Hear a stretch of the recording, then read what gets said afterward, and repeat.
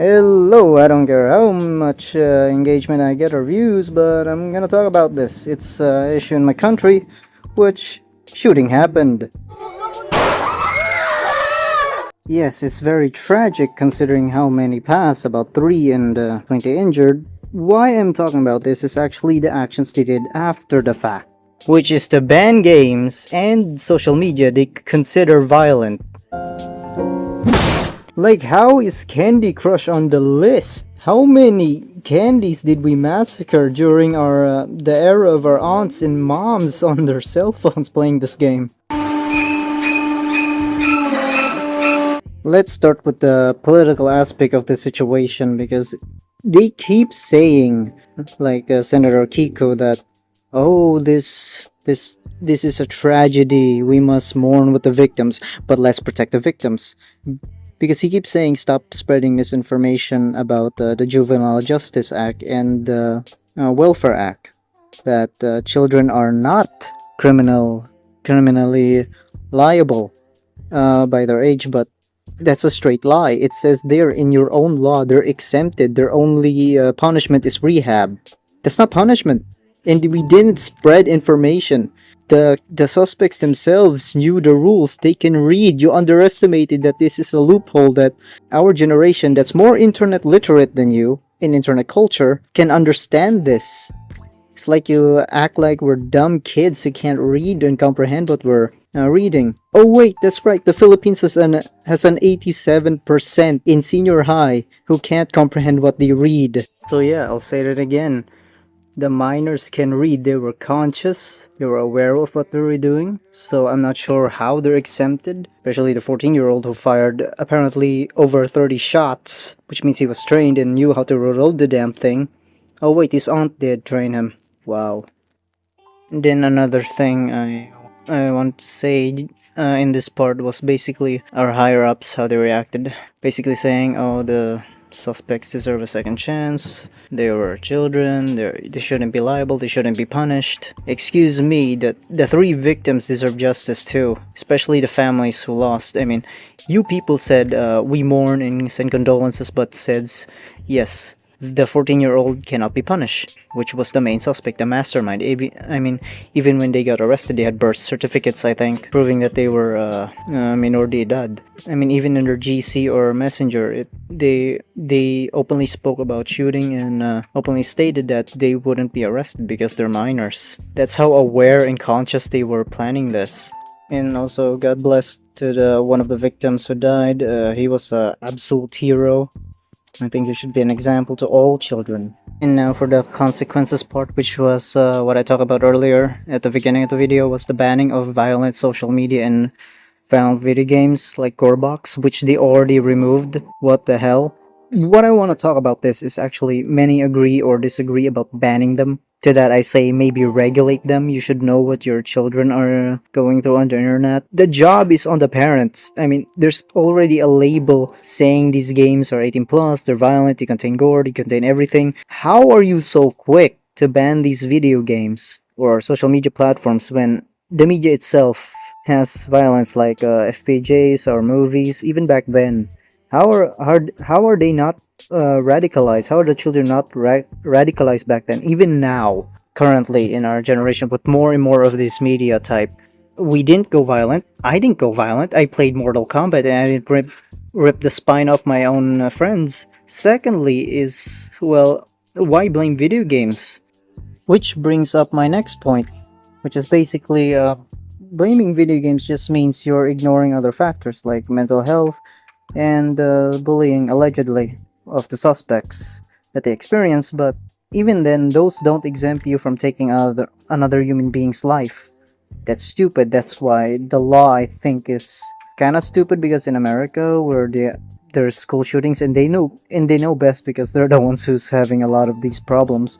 Firstly, their gun regulations, and the juvenile suspects have their own sections in prison or jail. They're not imprisoned with other adults. That's simple logic. They should have their own area where they're imprisoned and punished, because this law is so strict that it creates another con, like, well, basically minors getting away with any crime they want, basically, because it's a green light and they can read it. I mean, other students have tried doing it afterwards after the incident, so I would say it's a bad thing. And secondly, it should be flexible in terms of severe cases like killing others. That's all I'm gonna say about this part of my opinion.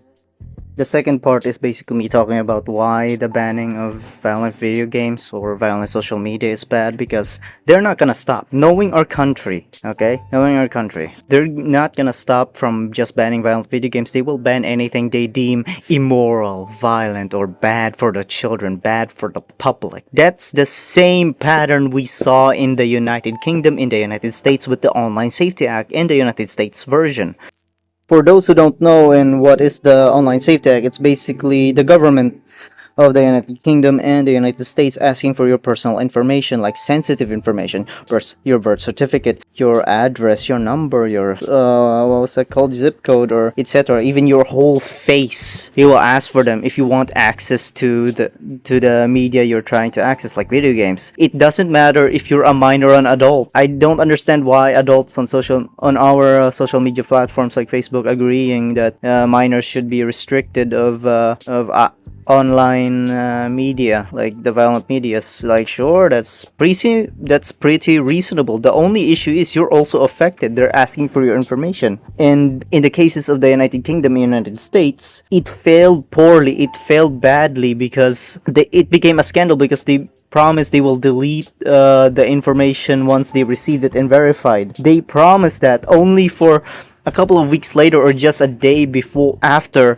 that, those information got leaked, those information got sold, those information were stolen by hackers and cyber attacks. It's a failing system. Like, imagine if you logged in everything, you provided all your information to the government, and then just to end up being stolen. Is that even safe for anybody? It feels less safer to give your information to the government.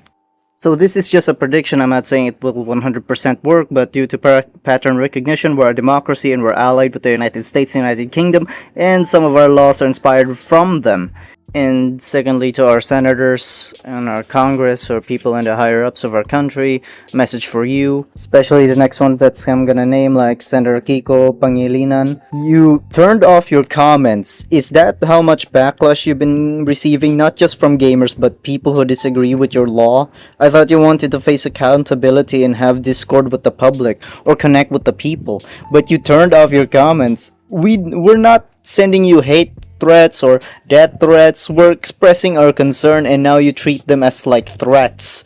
Are you insane? Similarly, Senator Risa Hontiveros, very brave for keeping your comments still up. You received backlash because you jumped the investigation or talks, even called on the German developer of Gorbox to come to the Senate hearing because you want to solve the problem. But the problem is gamers are against it because you're trying to ban our form of media to relax and to play the games. Don't use one incident like the tragic Tacloban shooting and say that every gamer is suddenly violent when majority of us don't even bother or have the effort or motivation to do such things because we're lazy.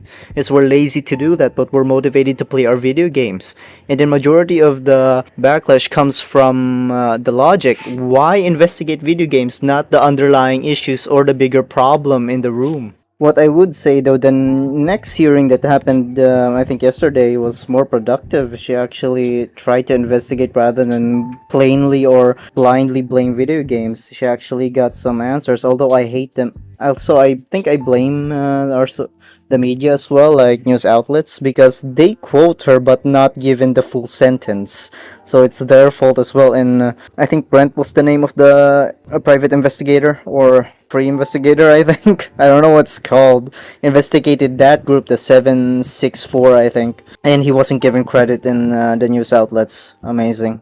And to end this video, I think the simple conclusion is I think our higher ups realize how much power the new generation or our generation have, because I think they backtracked it because they realize majority of the new voters are us, our generation, that's gonna be affected with whatever decision they're gonna make. And I really hope this they don't end up banning a lot of social media or video games in right now, because we have the ingredients to have another Nepal Gen Z revolution. I mean, their revolution started because their government tried to ban social media, and they also rised up, also partly because of corruption as well. And I think we have the ingredients in the Philippines if they do ban it, because we're already the third most corrupt country in Southeast Asia. That's all. Thank you.